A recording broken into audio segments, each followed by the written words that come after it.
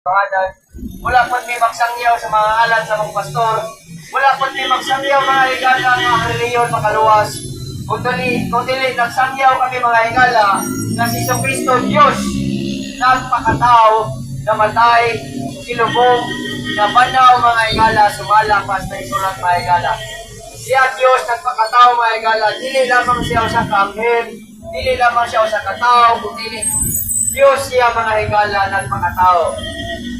Una mga higala, ang good news mga higala, atunay kamatayon o dili nato maangkol si Kristo.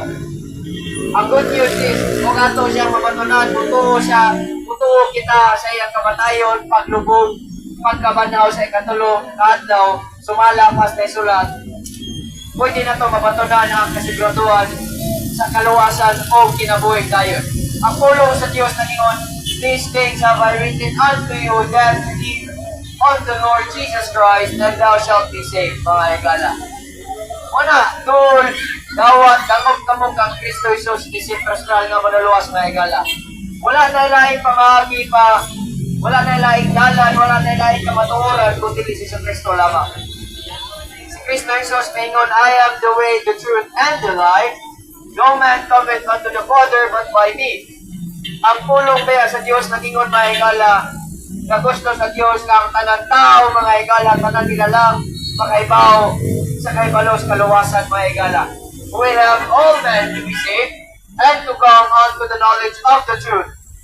For there is one mediator between God and man, the man Christ Jesus.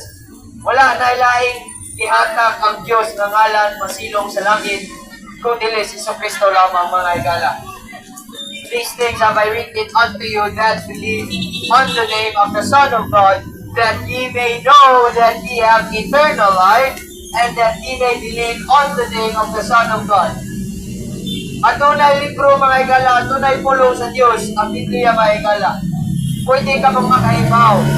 Kaning libro mga higala nga kung isa, na isulat para kaninyo, na mutuo, at tuo ka mo diyak ang Kristo Jesus, na pwede ninyong mabatunan ang kinabuhi tayo, o pwede ka mong mutuo kang Kristo Jesus, isip personal nga manuluwas.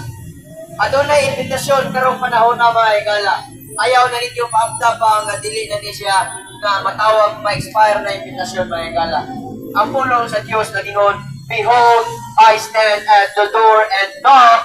If any man hear my voice and shall open the door, I will enter into him and will sup with him and he with me, mga higala.